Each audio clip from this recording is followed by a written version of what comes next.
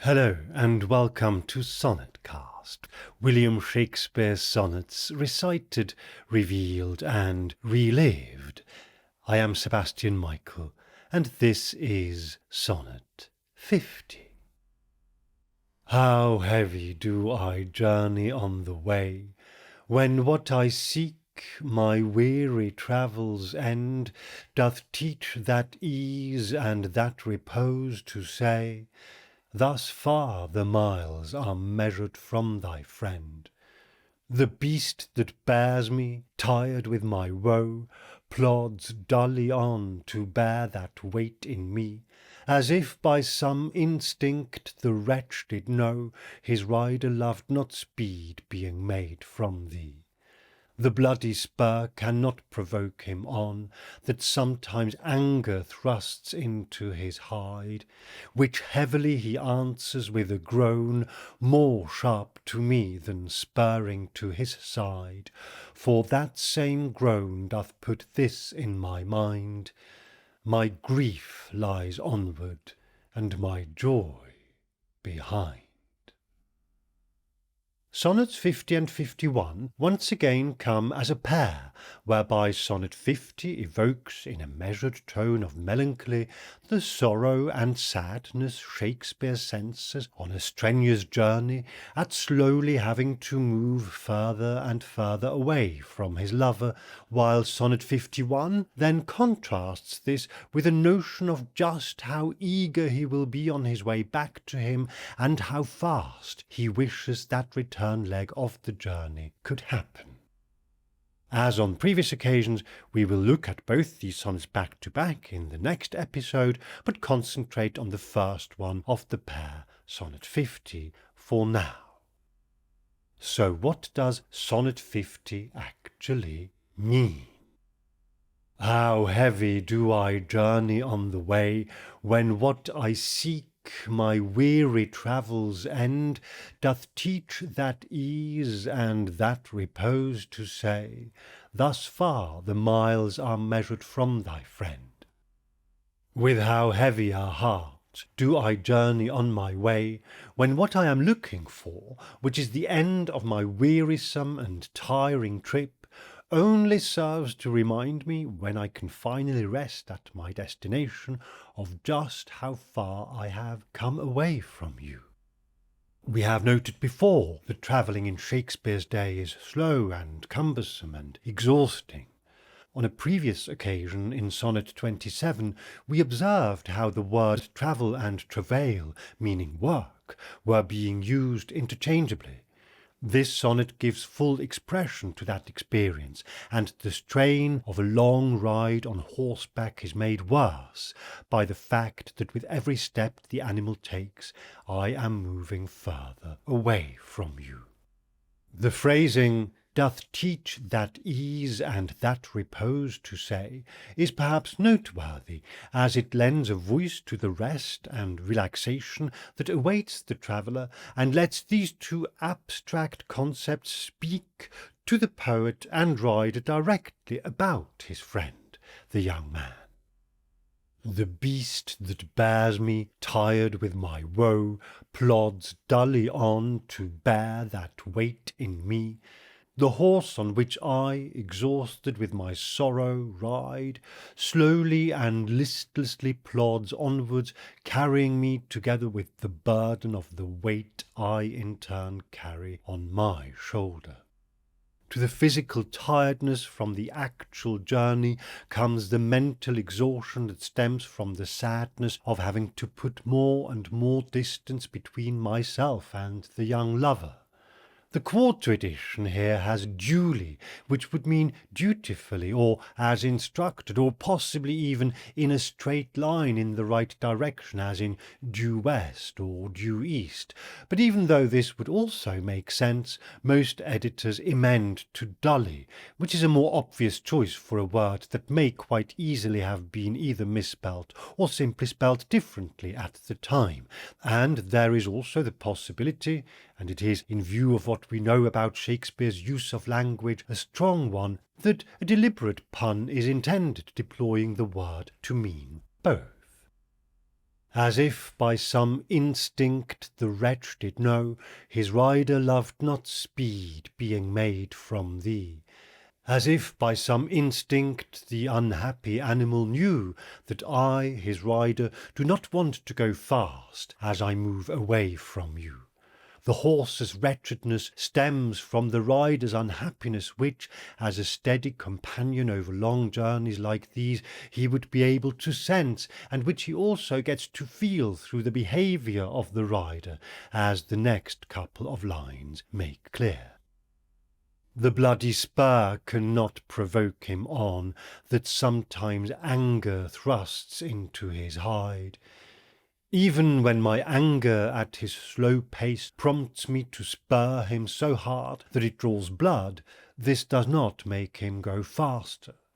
The poet's frustration at having to be on this trip in the first place, and at being obliged to make it to his destination at a reasonable hour, makes him treat his horse badly, something he is acutely aware of, as indeed he seems to be of the pointlessness of doing so. Which heavily he answers with a groan, more sharp to me than spurring to his side.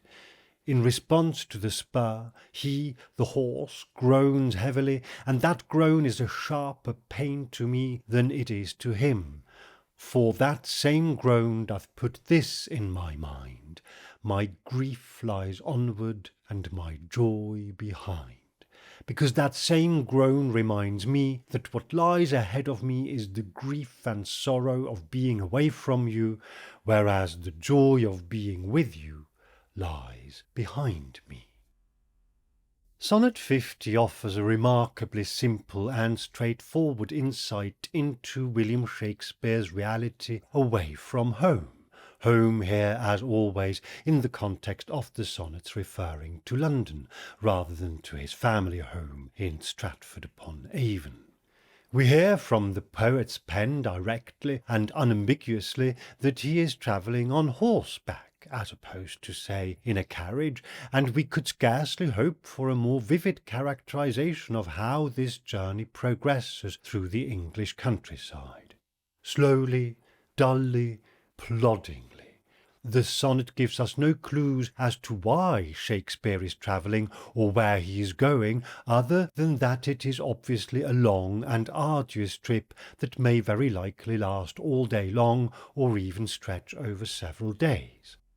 In Elizabethan England, on a good horse and along well-trodden routes, you could travel between 30 and 40 miles a day, but on the kind of jade Shakespeare describes, and as he calls him in the subsequent Sonnet 51, it would likely be much less, probably in the region of 20 to 30 miles per day, not much more then than a good walker can cover over the same duration. The sonnet makes no reference to the external hardships of travel, but this may be an opportune moment for us to bring them briefly back to mind. The condition of these roads was entirely weather-dependent and largely unreliable. A heavy downpour could not only drench you on your slow-moving beast, but also cause you to get stuck or place obstacles in your way. Fallen branches, mud, and flooded tracks were all pretty much par for the cumbersome course. There were inns and pubs along the way, but for long stretches you would travel through open and largely empty country, which entailed not only a great deal of solitude, if you were on your own, and boredom, but also danger. Bandits, robbers, and thieves would routinely take advantage of those already so exposed to the elements, and with no satellite navigation and maps that were still in the relative infancy of cartography, and therefore expensive, often incomplete, and in any case of only moderate reliability, you not only had to have your wits about you not to get ambushed, but also simply not to get lost. And so when William Shakespeare here longs for his weary travel's end, much as when in Sonnet 27 he told us that, weary with toil, I haste me to my bed, then this weariness in each case is not simply an ennui or a generic lack of enthusiasm, but a deeply experienced tiredness that is compounded by the misery of being and moving yet further away from the person you want to be with. One particularly interesting facet to the sonnet is that, similar to others which appear to belong to this extended period of absence, it makes no hint at Shakespeare being part of or travelling in a group. One of the possible and plausible theories that have been put forward, and that I also discussed on this podcast before, is that Shakespeare, together with his theatre company, the Lord Chamberlain's Men, went touring when London theatres were closed for the plague. But none of the sonnets we have heard so far actually makes this altogether likely, let alone obvious. The voice we hear is one of a lone and lonely traveller. We have no proof of this, and it is entirely possible, of course, that Shakespeare is absolutely on the road with other people, but that he just isn't thinking of them, and that they are effectively an irrelevance to his relationship with his young man. But considering how viscerally lived this sonnet in particular feels and sounds, one might quite reasonably expect any annoyance, aggravating element, or indeed relief or mitigating fact caused by a fellow traveller to find its way into the sonnet somehow.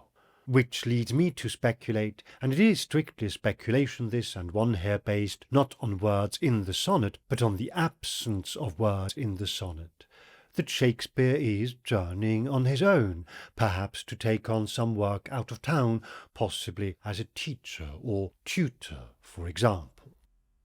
The next poem in the sequence, Sonnet 51, will bring to a close not only the uncomplicated argument of this sonnet, but also the entire sequence of this time away that was established with Sonnet 43 and has been maintained ever since. With Sonnet 52, we get a joyous reunion, and with it a whole new impetus enters our poet's pen, bringing us some of possibly the most revelatory lines of verse about Shakespeare and his young lover that we have encountered thus far. Do join me again here on Sonnetcast as we recite, reveal, and relive the sonnets of William Shakespeare.